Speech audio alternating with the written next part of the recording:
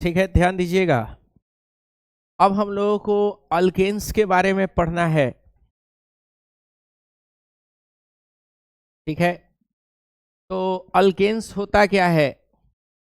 तो ऐसा हाइड्रोकार्बन्स जिसके अंदर में किसी तरीके का कोई डबल बॉन्ड ना हो, उसको या ट्रिपल बॉन्ड ना हो, उसको हम लोग क्या कहेंगे?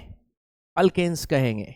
ठीक है, तो अगर आप अल्केन्स को देखोगे तो अल्केन इस तरीके का कंपाउंड होता है, किसी तरीके का इसके अंदर में डबल बॉन्ड और ट्रिपल बॉन्ड नहीं है, इसको हम लोग क्या कहेंगे? अल्केन कहेंगे। अल्केन के अंदर में आप अगर देखोगे तो सबका हाइब्रिडाइजेशन आपको क्या दिखेगा? सबका हाइब्रिडाइजेशन अगर आप देखोगे तो सबका हाइब्रिडाइजेशन क्या होगा? sp3 होगा। सब कार्बन का हाइब्रिडाइजेशन क्या होगा? sp3। चाहे वो लीनियर अल्केन हो या फिर कैसा हो, साइक्लिक अल्केन हो। ये साइक्लिक अल्केन है। कितना हाथ होता है कार्बन का? 4 होता है। उन जगहों पे क्या होगा? बोलो, हाइड्रोजन होगा। क्या हो जाएगा? हाइड्रोजन। तो इसमें भी अगर देखोगे तो अल्केन का क्या आप देखोगे कि सबका हाइब्रिडाइजेशन क्या होगा? sp3 होता है। समझ पा रहे हो क्या होगा? sp3। यानी अल्केन के अंदर में all carbon have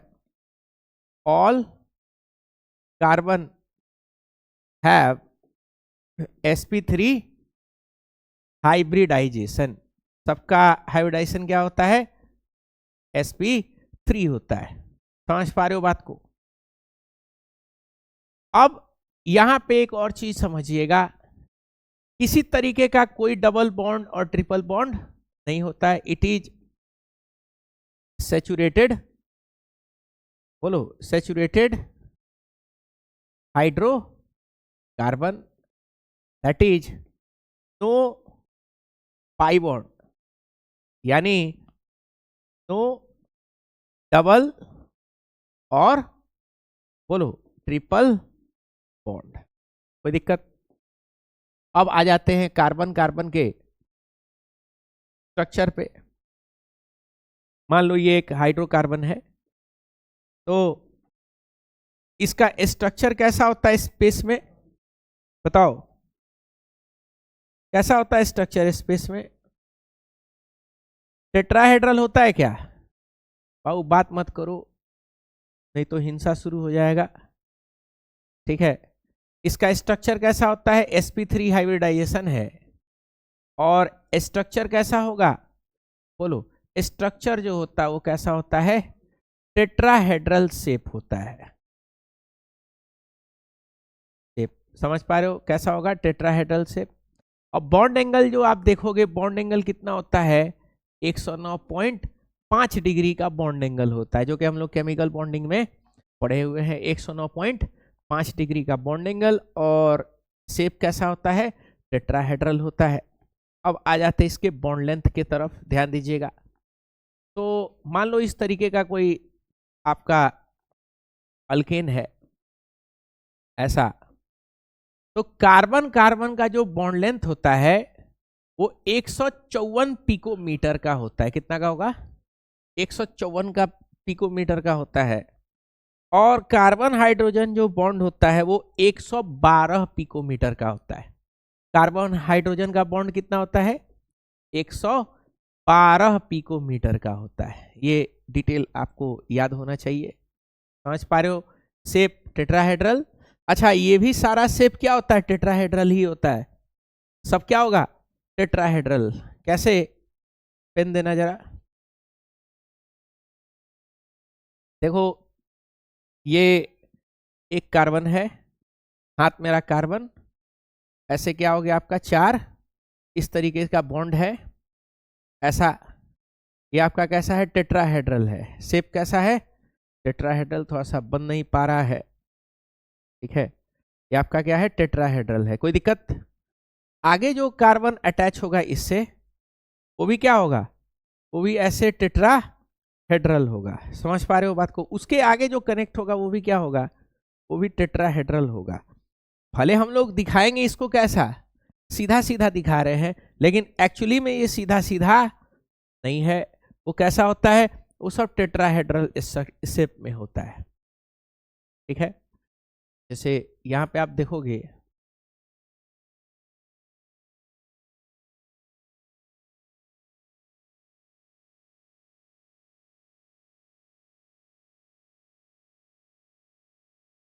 control and coordination चल रहा है बायो में।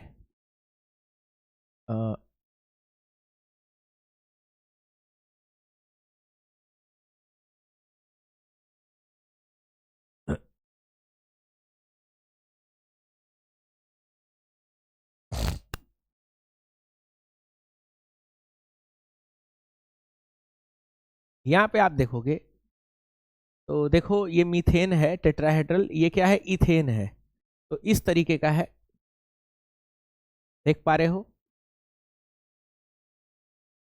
ये कार्बन और ये क्या है आपका? ये हाइड्रोजन है, पीछे में है, ये असली शेप बता रहा है इस तरीके से। ठीक है, ये क्या होगा? ये कार्बन 1 2 3 4 5 और सब में क्या है? हाइड्रोजन। ये देखो पीछे छुपा हुआ है क्या? यहाँ आगे है और ये अंदर पीछे छुपा हुआ है, ये आगे है और इसके एक तो जस्ट पीछे है, दिख नहीं रहा है। और पीछे घूमोगे ना, उठा के फेंक देंगे बाहर। आगे आओ, आगे आ जाओ। इस फर्स्ट सब लोग उठ के एक एक बेंच आगे आओ। तो चारों आदमी उठिए, इसमें आइए आगे। अरे आगे आओ ना यार, क्या कर रहे हो? आगे आओ, एक एक बेंच उठ के सब लोग एक एक बेंच शिफ्ट हो, आगे आओ। यहाँ पे आओ आगे, लंबा आदमी मत आए, तुम आओ यहाँ पे आओ। उधर आओ, अब्दुल रहमान उठ के आओ इधर, इधर आओ। मजाक बना करके रखा हुआ है, इधर हम पढ़ा रहे, उधर पीछे मुड़ करके टंडेली कर रहे हो। अरे तुम लोग आगे आओ सब, हाँ आगे आ जाओ।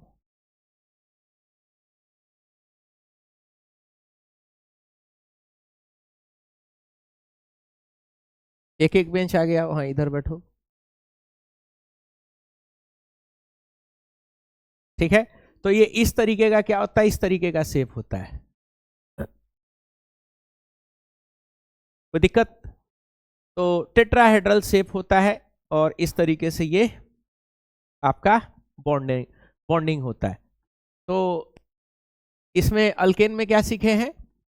अल्केन में ये सीखे हैं कि सारा कार्बन का हाइब्रिडाइजेशन sp3 होता है, एक भी डबल बॉन्ड ट्रिपल बॉन्ड नहीं होगा, बॉन्ड एंगल 109.5 डिग्री होगा, और कार्बन कार्बन का 154 और कार्बन हाइड्रोजन का 112 पिकोमीटर का बॉन्ड लेंथ होता है। कोई दिक्कत यहाँ पे? अब आगे और कोई इंफॉर्मेशन है क्या? हाँ एक और इंफॉर्मेशन है। अल्केन का एक जनरल फॉर्मूला होता है। क्या होता है? एक जनरल फॉर्मूला होता है general formula for alkanes. Alkanes का एक जनरल फॉर्मूला होता है। क्या होता है जनरल फॉर्मूला? वो होता है CnH2n+2 होता है। यहां n जो होता है वो क्या होता है? नंबर ऑफ कार्बन होता है। क्या होता है? नंबर ऑफ कार्बन होता है। समझ पा रहे हो बात को? जैसे मिसाल के तौर पे अगर इसमें n का वैल्यू अगर 1 रखोगे तो क्या हो जाएगा? ये 1 रख दो, H2 × 1 + 2 क्या हो जाएगा? C1H4। क्या इसको CH4 बोलेंगे क्या? क्या हो जाएगा? ये मीथेन हो जाएगा। n का वैल्यू कितना रख दो? 2 रख दो, तो C2H2 × 2 + 2 यानी C2H6 हो जाएगा। यानी क्या यही वाला होगा क्या? इसको हम लोग क्या बोलेंगे? बोलो, इथेन बोलेंगे। 3 रख देंगे तो क्या आएगा? बोलो, C3H2 × 3 + 2 यानी C3H8 आ जाएगा। स्ट्रक्चर लिखोगे तो कैसा आएगा? CH3 CH2 CH3 यानी क्या आ जाएगा? प्रोपेन रख जाएगा। Methane ethane propane. 4 होगा तो ब्यूटेन, 5 होगा तो पेंटेन। तो इस तरीके से क्या होगा? वो एक जनरल फॉर्मूला के फॉर्मेट में क्या होता है? ये सारा होता है। किस फॉर्मेट में होता है बाबू? जनरल फॉर्मूला के फॉर्मेट में। जनरल फॉर्मूला क्या है? CnH2n+2 2 होता है। कोई दिक्कत? ये जनरल फॉर्मूला होता है अल्केन का। कोई प्रॉब्लम? अब चलते हैं इसके नोमेनक्लेचर और IUPAC नेम्स के ऊपर चलते हैं, जो कि हम लोग पढ़ भी चुके हैं। क्या याद करो, पिछले चैप्टर में पढ़े थे क्या? बोलो, पढ़े थे पिछले चैप्टर में? तो अभी पढ़ने की जरूरत है क्या? बोलो, जरूरत नहीं है, अभी पढ़ने का कोई जरूरत नहीं है। स्ट्रक्चरल आइसोमर आपको हम पढ़ाए थे, चेन आइसोमर हुआ करता था, वही आपके NCERT के बुक में वही चीज है कि नोमेनक्लेचर कैसे होगा, चेन आइसोमर कितना कितना टाइप का होता है। हाँ, इसमें एक दो चीज हम लोग थोड़ा सा और जान लेते हैं, काफी इंपॉर्टेंट है। तो नोमेनक्लेचर एंड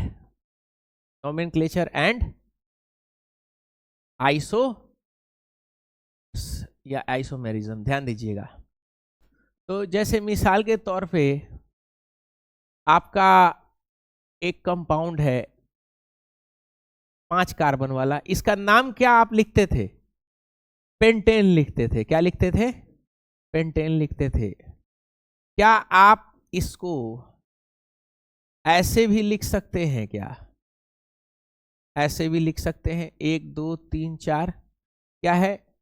2 मिथाइल, बोलो, पेंटेन। फॉर्मूला बताओ। C5H12। इसका भी फॉर्मूला क्या होगा? बोलो, C5H12। दोनों फॉर्मूला सेम है, लेकिन स्ट्रक्चर क्या है? सॉरी,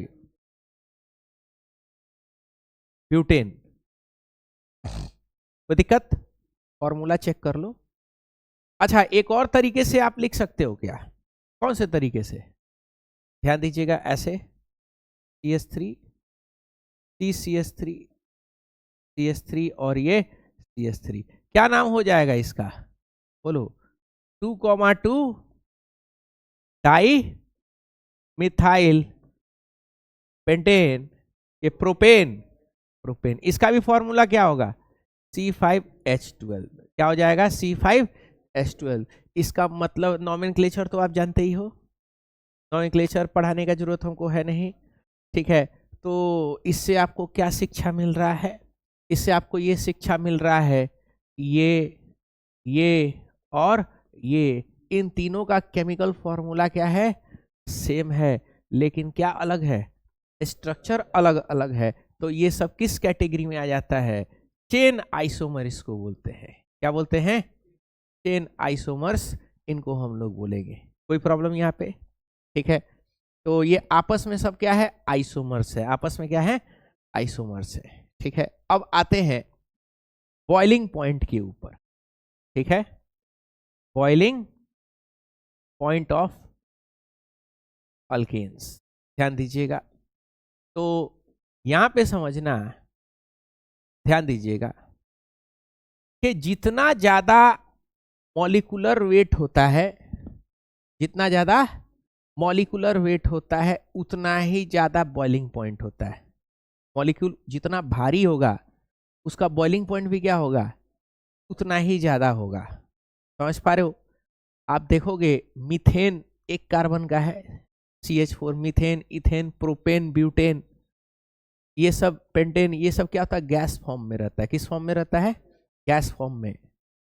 हेक्सेन से लेकर के 16 कार्बन या 20 कार्बन तक क्या रहता है? उस सब का सब लिक्विड फॉर्म में रहता है। और बड़ा हाइड्रोकार्बन्स जो भी होता है, जैसे डलडा, घी वगैरह, ये सब किस में आ जाता है? ये सारा का सारा सॉलिड फॉर्म में आ जाता है। किस में आ जाता है? सॉलिड। यानी जितना ज्यादा कार्बन का संख्या होगा, उतना ही ज्यादा मॉलिक्यूल भारी होगा, और उतना ही ज्यादा उसका क्या होगा? बॉइलिंग पॉइंट होगा। अब ऑब्वियस सा बात है, 1 2 3 कार्बन वाला रहेगा तो उसका बॉइलिंग पॉइंट सबसे कम है, और गैस ही में पाया जा रहा है कि नहीं? और 6 7 8 से 16 17 तक का क्या पाया जा रहा है? लिक्विड में। उसका बॉइलिंग पॉइंट ऑब्वियस सा बात है क्या होगा? थोड़ा सा हाई होगा। और हायर में चले जाओगे, ज्यादा जिसमें कार्बन है वो क्या होगा? सॉलिड में पाया जाएगा। उसका बॉइलिंग पॉइंट क्या होगा? उसका बॉइलिंग पॉइंट और भी ज्यादा होगा। समझ पा रहे हो? तो तो बॉइलिंग पॉइंट में क्या होता है, more the molecular weight more will be the boiling point. समझ पा रहे हो? कारण ये है कि मॉलिक्यूल्स के बीच में जितना ज्यादा वजन होता है, आपस में वांडर वॉल फोर्स उतना ही ज्यादा होता है। जितना ज्यादा वजन होगा उतना ही आपस में क्या होगा, wander Waals force of attraction ज्यादा होगा, तो बॉइलिंग पॉइंट भी क्या होगा, ज्यादा होगा। समझ पा रहे हो? यानी more van der Waals force of attraction. अब van der Waals force of attraction को हम लोग कैसे समझेंगे, ध्यान दीजिएगा। मतलब किसी चीज में, जैसे मिसाल के तौर पे आपका दीवार है, क्या है, दीवार है, तो दीवार में धूल जा करके चिपक रहा है। धूल को चाहिए कि ग्रेविटी से क्या हो जाना चाहिए, नीचे गिर जाना चाहिए, लेकिन वो कहाँ पे चिपक रहा है, दीवार पे। हालांकि उसको पोंछने पे साफ भी हो जाएगा, लेकिन फिर भी वो चिपक रहा है। तो चिपक रहा है, किस फोर्स से चिपक रहा है, वांडर वॉल फोर्स से चिपक रहा है। सबसे कमजोर किस्म का जो फोर्स होता है उसको क्या बोलते हैं, वांडर वॉल। यानी कोई भी अट्रैक्टिव फोर्स है जो आपको लगे कि उसके अंदर में कुछ लॉजिक नहीं मिल रहा है, तो आप क्या बोल दो, वांडर वॉल। जैसे धूल का चिपकना किसके ऊपर, दीवार के ऊपर, या पंखा के ब्लेड के ऊपर जो है धूल चिपक रहा है, देखो तो उसको चाहिए कि ग्रेविटी से क्या हो जाना चाहिए, नीचे आ जाना चाहिए, लेकिन नहीं आ रहा है, चिपका हुआ है, यानी वांडर वॉल फोर्स है। ठीक है, तो जितना ज्यादा वजन होगा या जितना ज्यादा सरफेस एरिया मिलेगा, उतना ही क्या होगा, उतना ही वांडर वॉल फोर्स क्या होगा, हावी होगा। समझ पा रहे हो? जितना ज्यादा सरफेस दिखाई देगा उतना ही ज्यादा क्या होगा, बोलो, वांडर वॉल फोर्स उतना ही हावी होता है। तो जितना ज्यादा वजन होगा, समझे, जितना ज्यादा क्या होगा, वजन होगा, वांडर वॉल फोर्स क्या होगा, उतना ही ज्यादा, बोलो, लगेगा। कोई दिक्कत? छोटा कार्बन है, वजन कम है, एरिया भी उसका क्या है, कम है, 3 कार्बन वाला। 10 कार्बन वाला क्या होगा, वजन में भी ज्यादा है और उसका एरिया भी क्या मिलेगा, ज्यादा, तो उसके साथ जो चिपकेगा मॉलिक्यूल वो भी क्या होगा, वो भी ज्यादा होगा। समझ पा रहे हो बात को? तो होता क्या है कि wander Waals force of attraction, ठीक है ना, ये गेम में आ जाता है कब, जब मॉलिक्यूलर वेट आपका ज्यादा होता है। आपको बस यही समझना है, मॉलिक्यूलर वेट ज्यादा है, इसका मतलब बॉइलिंग पॉइंट क्या है, ज्यादा है। कारण क्या है बॉइलिंग पॉइंट ज्यादा होने का, van der Waals force of attraction. कोई दिक्कत? तो आपसे पूछा जाएगा कि arrange them according to, arrange them according to, बोलो, van der Waals force. Van der Waals force के हिसाब से क्या करना है, अरेंज करना है। CH3 CH2 CH3 ये पहला है, CH3 CH2 CH2 CH2 CH3 ये क्या है, ये दूसरा है, CH3 CH3 CH3 CH2 CH CH3 CH2 CH3। तो आपको बताना है, ये तीसरा है, आपको बताना है कि सबसे ज्यादा बॉइलिंग पॉइंट किसका ज्यादा होगा और सबसे कम किसका होगा, बताओ। देख लेंगे किसमें कार्बन का संख्या ज्यादा है, किसमें ज्यादा दिख रहा है, तीसरे में ज्यादा, या भारी होगा ना, मॉलिक्यूलर वेट इसका ज्यादा होगा ना, कार्बन का 12, हाइड्रोजन का 1, बहुत सारा कार्बन है। उससे कम दूसरा, उससे कम कौन है, पहला है। तो ये क्या हो जाएगा, बोलो, इंक्रीजिंग, बोलो, इंक्रीजिंग बॉइलिंग पॉइंट। बीपी मतलब क्या है, बॉइलिंग पॉइंट, तो इंक्रीजिंग बॉइलिंग पॉइंट हो गया। कोई दिक्कत यहाँ पे? अब हम लोग वापस कहाँ आएंगे, वापस हम लोग आएंगे आइसोमर्स में आएंगे। कहाँ आएंगे, आइसोमर्स में। तो हम आपको बताया कि भाई बॉइलिंग पॉइंट जो होता है वो नंबर ऑफ कार्बन के ऊपर डिपेंड करता है। जितना ज्यादा कार्बन उतना ही ज्यादा बॉइलिंग पॉइंट। लेकिन अब यहाँ पे कुछ दूसरे तरीके का खेला होगा। क्या खेला होगा? खेला ये होगा कि भाई आपको ऐसा कुछ कंपाउंड मिल रहा है, ठीक है, जिनका नंबर ऑफ कार्बन और नंबर ऑफ हाइड्रोजन क्या हो रहे हैं? बोलो जरा देखो, कितना कार्बन और कितना हाइड्रोजन है? C5H12 है क्या? ये कितना है? C5H12 है क्या? और ये कितना है? C5H12 है क्या? क्या तीनों में कार्बन और हाइड्रोजन का संख्या सेम है क्या? तो अब क्या बताओगे? आपके पास ऑप्शंस है। क्या ऑप्शंस है आपके पास? ऑप्शन ये है कि all have same boiling point. Option B है ये इसको पहला मानो, इसको दूसरा और इसको तीसरा। कहोगे कि नहीं भैया, सबसे ज्यादा बॉइलिंग पॉइंट तो तीसरा का है, फिर पहला का है और फिर दूसरा का है। सी कहेगा कि ना, पहला का ज्यादा है, दूसरा का कम और सबसे कम तीसरा है। और चौथा जो कहेगा, जो तुम लोग बोलते हो कांट से कुछ कह नहीं सकते हैं, क्या होगा? या नॉन ऑफ दिस तुम लोग का फेवरेट? क्या तुम लोग का फेवरेट? नॉन ऑफ दिस है कि नहीं?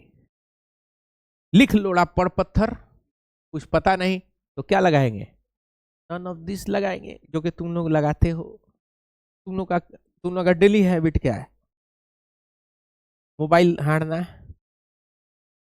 है कि नहीं? बढ़िया बढ़िया भोजन खाना है, टॉयलेट में जाके हग देना है। सही बोल रहे हैं कि गलत बोल रहे हैं? यही है तुम लोग का, हाँ, डेली रूटीन यही है कि नहीं? जेन जेड जनरेशन,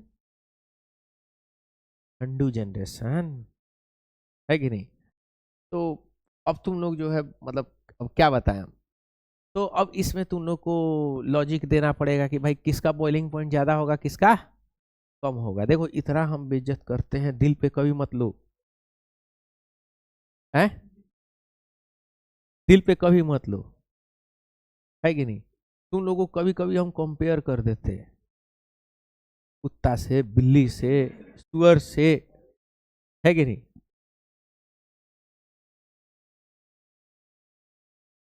एक बार सुअर सबका यूनियन बाहर हड़ताल कर दिया कि हम लोग इतने गए गुजरे हैं, है कि नहीं? तो कुत्ता मज्जत जानवर है कि नहीं? मज्जत जानवर है।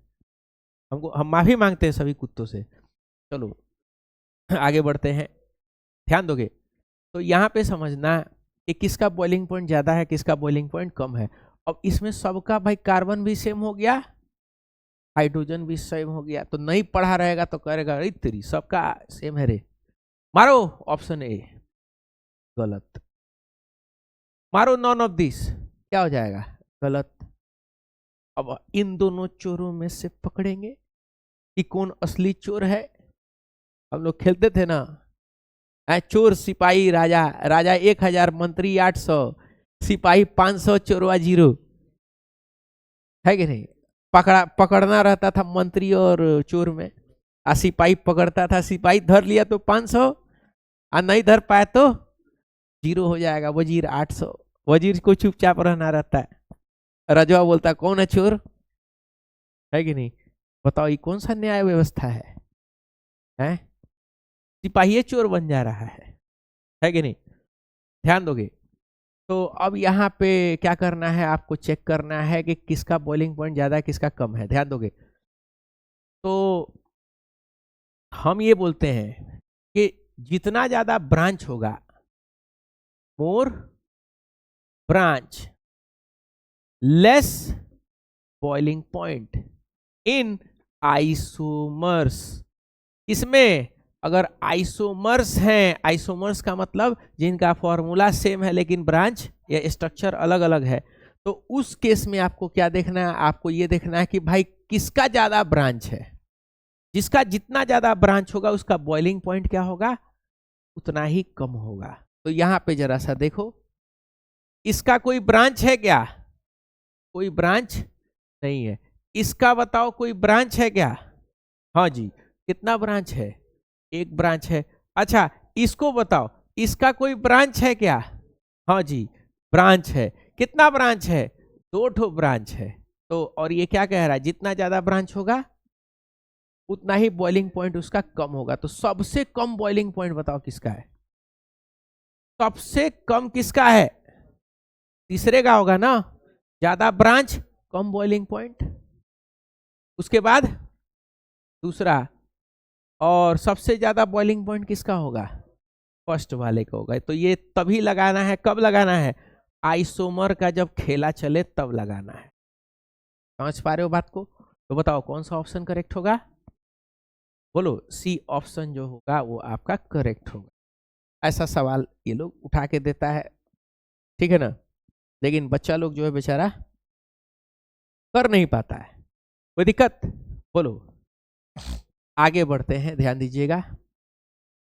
हाँ अब एक और सवाल करते हैं ध्यान दीजिएगा, एक और सवाल होगा। क्या सवाल होगा मेरे प्यारे बच्चों, ध्यान देना, एक और सवाल है।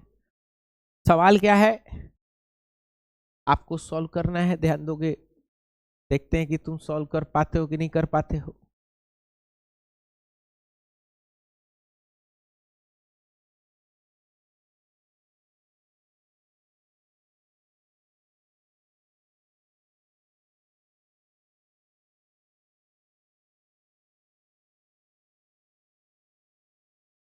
बताओ मेरे प्यारे बच्चों, मेरे दुलारे बच्चों, ये 1, ये 2 और ये 3, तो इसका ऑप्शन दे देते हैं। ऑप्शन, बॉइलिंग पॉइंट का ऑर्डर है,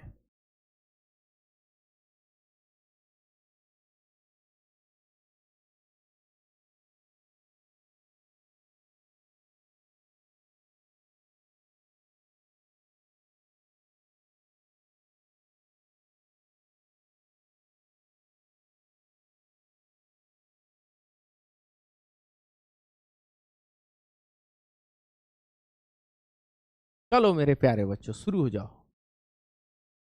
कौन सा करेक्ट होगा, क्यों,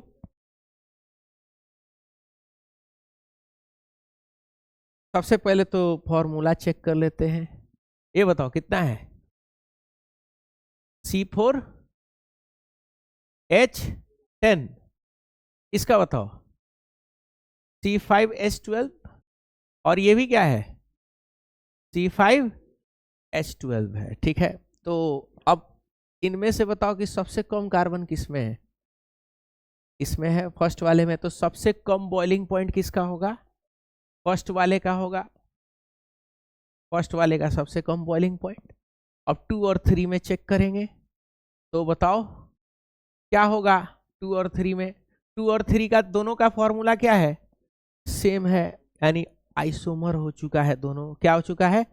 देखो पहला रूल तो रूल रहेगा, पहला रूल क्या है कि भाई कार्बन का संख्या कम है बॉइलिंग पॉइंट कम रहेगा, कार्बन का संख्या ज्यादा है बॉइलिंग पॉइंट ज्यादा रहेगा, ये रूल अटल है, ये कोई भी चेंज नहीं कर सकता है। दूसरे में क्या कहा गया, अगर टाई हो गया उस केस में क्या होगा, ठीक है ना, टाई हो गया तो क्या देखेंगे, ब्रांच देखेंगे, किसमें ब्रांच ज्यादा है, 3 में ज्यादा है तो 3 का बॉइलिंग पॉइंट कम होगा और 1 का बॉइलिंग पॉइंट क्या होगा, आई अच्छा हाँ 2 का बॉइलिंग पॉइंट ज्यादा होगा। कौन सा ऑप्शन होगा, बी ऑप्शन जो होगा करेक्ट होगा। बहुत लोग इसमें गच्चा खाएंगे, कहाँ पे गच्चा खाएंगे, वो नोमेनक्लेचर आइसोमेरिज्म वाला जो रूल है ना उसको प्रायोरिटी दे देंगे, अरे तेरी सीधा कोई ब्रांच नहीं है, इसका बॉइलिंग पॉइंट क्या होगा सबसे ज्यादा। जबकि रूल नंबर 1 को वो लोग तवज्जो ही नहीं देखा कि भाई पहले तो आपको क्या चेक करना है, बोलो पहले फॉर्मूला चेक करना है। बात समझ पा रहे हो, हाँ सेम होगा तो आइसोमेरिज्म में फिर चेक करेंगे, कोई दिक्कत। तो इस तरीके से क्वेश्चन दे करके जो है नीट में आता है बोर्ड में भी आता है, नीट में भी ज़्यादा आता है। तो नीट में आता है जो है ऊपरी ऊपरी से पढ़ के जाता है सब, कहता है आप बहुत बढ़िया गया, बोलता है सब ना। कौन ऐसा है जो बोलता है कि पेपर खराब गया है? बोलो, कोई ऐसा है कि पेपर बहुत खराब गया रो रहा है? कोनो नहीं, सबका अच्छा रहता है। पेपर दे के आता है, महिला पत्रकार इंटरव्यू लेती है, बाबू पेपर कैसा गया? आए पेपर कैसा गया? बहुत अच्छा गया। पीछे जो है कुकुर सियार सब चिल्लाता है, हुई हुई हुई हुई, है कि नहीं? हम कहे क्या तुम्हारे मतलब कि अंदर कुछ पेट में कुछ गड़बड़ी है कि अंदर तवायफ घुस गई है? आए हुई फुई, महिला पत्रकार को देख करके हुई फुई करने का क्या जरूरत है कि नहीं? पूछ रही है कि बताओ कौन सा एग्जाम गया था? तो फिजिक्स गया था। अच्छा, फिजिक्स का कितने, न्यूटन्स का कितना लॉ होता है? तो 3। कौन सा? इलेक्ट्रॉन, प्रोटॉन और न्यूट्रॉन। एक लड़की से पूछा गया कि कैसा गया तुम्हारा कौन सा एग्जाम था? तो केमिस्ट्री का एग्जाम था। अच्छा, वाटर का फॉर्मूला बताओ, WATER।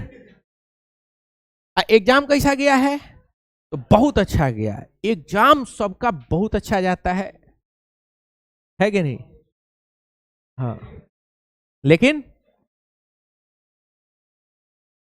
हाँ, क्या नाम है?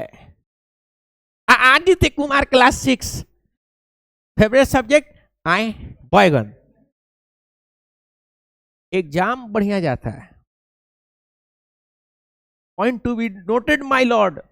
एग्जाम कैसा जा रहा है? एग्जाम बढ़िया जा रहा है।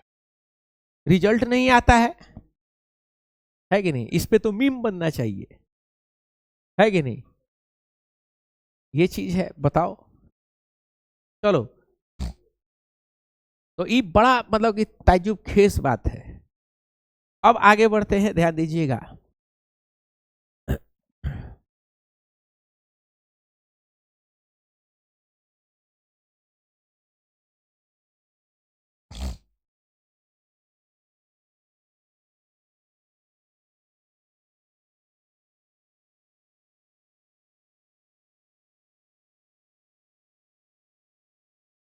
चलो, कोई दिक्कत यहाँ पे? बोलिए, कोई प्रॉब्लम? ठीक है, अब हम लोग चलेंगे अपने ऑर्गेनिक रिएक्शन के तरफ चलेंगे। ठीक है, तो एक काम करते हैं, पहले क्या करना है? पहले आपका फेवरेट वर्क क्या करने का है? छापने का है। ठीक है,